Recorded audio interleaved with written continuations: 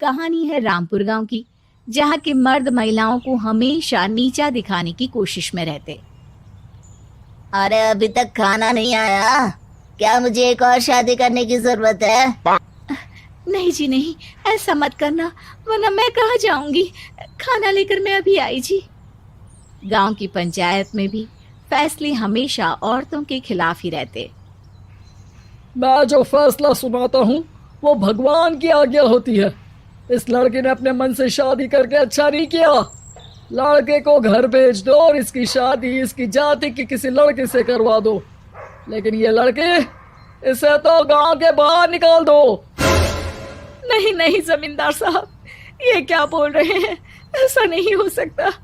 मेरी बेटी मासूम है, इसे अच्छे बुरे की समझ नहीं है। अरे कहाँ जाएगी ये बेचारी? कहाँ जाएगी? इतनी चिंता है तो पूरे परिवार का गांव निकाला कर देते हैं। बेचारे पूरे बसे बसाए परिवार को गांव छोड़ना पड़ता है। चाहे जो हो, अगर बेटियों को कंट्रोल नहीं कर सकते तो गांव में रहने का कोई मतलब नहीं है। यहाँ औरतों को दब कर रहना होगा। कोई भी अपने हिसाब से कुछ नहीं कर सकता, सब ईश्वर की मर्जी से। आपको वीडियो पसंद आ रहा है तो वीडियो को लाइक जरूर करें। ट्यून चैनल को अभी सब्सक्राइब करें और अपने दोस्तों के साथ शेयर करें और साथ ही बेल आइकन भी दबा दें ताकि आने वाली हर नई वीडियो की जानकारी आपको तुरंत मिल सके। नहीं होगा। तभी गांव का एक आदमी दौड़ा दौड़ा आता है। सरपंच साहब, जमींदार साहब, वो कालिया है ना, उसकी बेटी पढ़ने के लिए शहर जा रही है। अच्छा, ये कब हो गया? और कालिया की हिम्मत कैसे हो गई ऐसा करने की? लेकर आओ उसे और उसकी बेटी को। बस फिर क्या था, हाजिर हो जाते हैं कालिया और उसकी बेटी सरपंच के सामने। और कालिया, ये क्या सुनने में आ रहा है? बेटी को इंजीनियर बना रहा है तू? और ये बता, गांव में तो स्कूल नहीं है, फिर कहां से इतनी क्लास पास कर गई तेरी बेटी? राधा, जो कि कालिया की बेटी है, उसे लगता है कि सरपंच उसकी तारीफ कर रहे हैं। सरपंच जी, मैंने ऑनलाइन पढ़ाई की है, डिस्टेंस लर्निंग से। सभी में मैंने अच्छे नंबर पाए हैं, जिसे देखते हुए शहर की इंजीनियरिंग कॉलेज में मुझे स्कॉलरशिप मिली है। वाह जी वाह, क्या होती है ये? पहले तो ये बताओ, फिर आगे की बात करते हैं। आपको वीडियो पसंद आ रहा है तो वीडियो को लाइक जरूर करें। ट्यून चैनल को अभी सब्सक्राइब करें और अपने दोस्तों के साथ शेयर करें और साथ ही बेल आइकन भी दबा दें ताकि आने वाली हर नई वीडियो की जानकारी आपको तुरंत मिल सके। पूरा गांव राधा की बात सुन रहा था और राधा बोलती जा रही थी।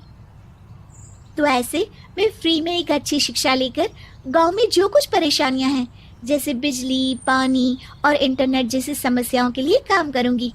मैं गांव को शहर से जोड़ने के लिए पुल का निर्माण करवाने का प्रस्ताव रखूंगी। मुझे पूरी उम्मीद है कि जल्द ही हमारा गांव भी तरक्की की राह पर चल पड़ेगा। राधा की बात सुनकर सारे गांव वाले ताली बजाने लगते हैं। सरपंच को समझ नहीं आता कि वो क्या करे। चुप रह नादान लड़की, गांव के खिलाफ जाने के लिए तुझे गांव से बेदखल कर दिया जाएगा, वो भी पूरे परिवार के साथ। और हाँ, अगर ठीक से गांव में रहना चाहती है तो ये पढ़ाई लिखाई छोड़ दे। हम तेरे लिए गांव का कोई होनहार लड़का देखेंगे। तभी गांव का एक आदमी बोल पड़ता है।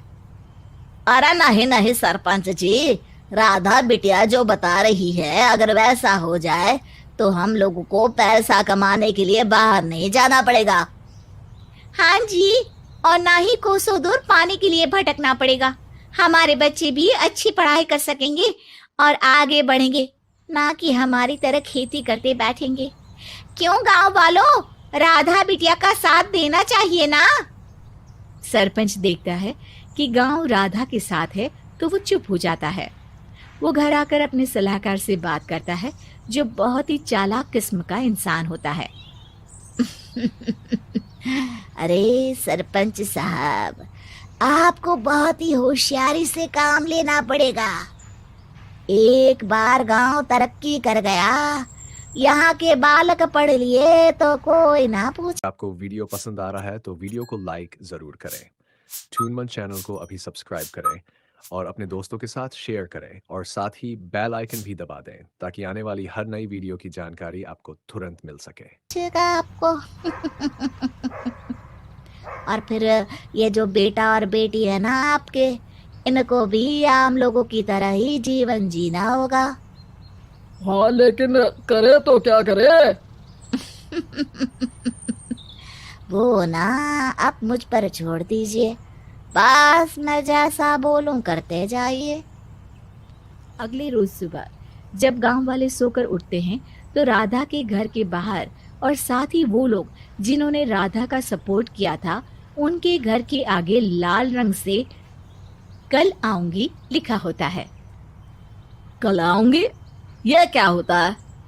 अरे यह तो खून से लिखा है, लगता है कोई भूत प्रेत या चुड़ैल का साया है। चलो सरपंच जी के पास चलते हैं। सभी सरपंच के पास जाकर उसे सारी बात बताते हैं। अरे ये तो बड़ी मुश्किल की बात है। चलो, मैं एक बाबा को जानता हूँ, उन्हें बुला लेता हूँ।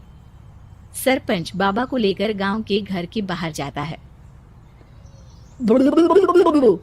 ओहो, तो ये वो चुड़ैल है जो उन लोगों को निशाना बनाते हैं जो गांव को बदलने का सपना देखते हैं। वो गांव को ऐसे ही संपन्न देखना चाहती है, वो नहीं चाहती कि कोई बाहरी यहाँ का कायाकल्प करे। क्या तुम लोगों में से किसी ने गांव को बदलने की सोच रखी है? तभी राधा की माँ रोते रोते आती है। मेरी राधा घर से गायब हो गई है। अरे कोई तो बचाओ, मेरी बच्ची कहाँ गई?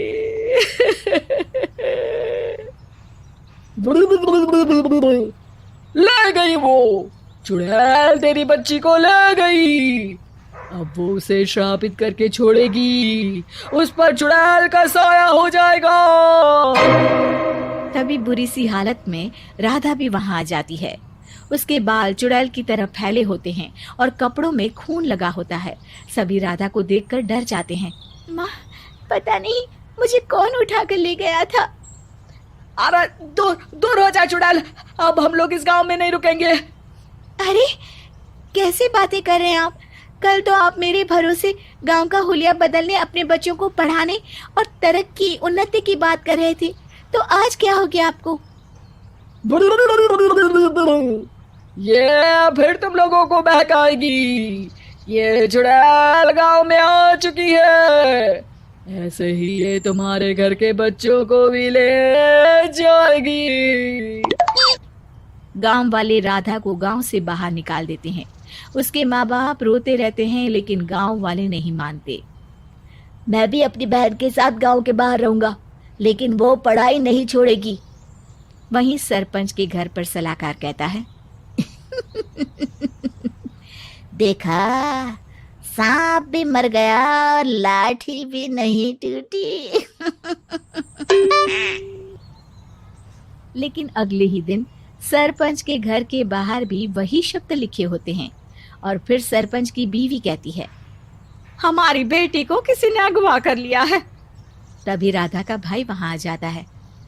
अरे गांव वालों, मैंने सरपंच जी की बेटी को देखा था, वो चुड़ैल उसे उठाकर ले जा रही थी। अरे क्या मजाक कर रहे हो? नहीं नहीं सरपंच जी, आप नहीं जानते, वो चुड़ैल अब आपकी बेटी में आ जाएगी, जैसे राधा के अंदर आ गई थी। तभी सरपंच की बेटी वैसी ही हालत में वहां आती है जैसे राधा आई थी। पापा, पता नहीं कैसे मैं गायब हो गई थी। चुड़ैल, इसके अंदर भी चुड़ैल का साया है, मारो इसे। अरे नहीं नहीं, इसे भी राधा के पास गांव के बाहर ही भेज दो। अरे चुप रहो, मेरी बेटी कहीं नहीं जाएगी और चुड़ैल वुड़ैल कुछ नहीं होता है।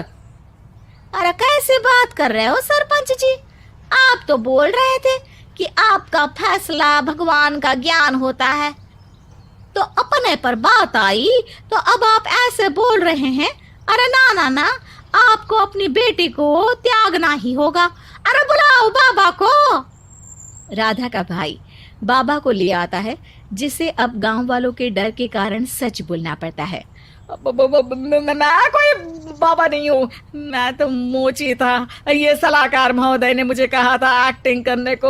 अब वो मुझे पैसे देने वाले हैं। अब मुझे माफ कर दो। गलती हो गई, मुझे माफ कर दो। तभी वहां राधा आ जाती है। देखा सरपंच जी, जब गांव के बच्चे साक्षर होंगे तो आप जैसे लोगों की चालाकी नहीं चलेगी।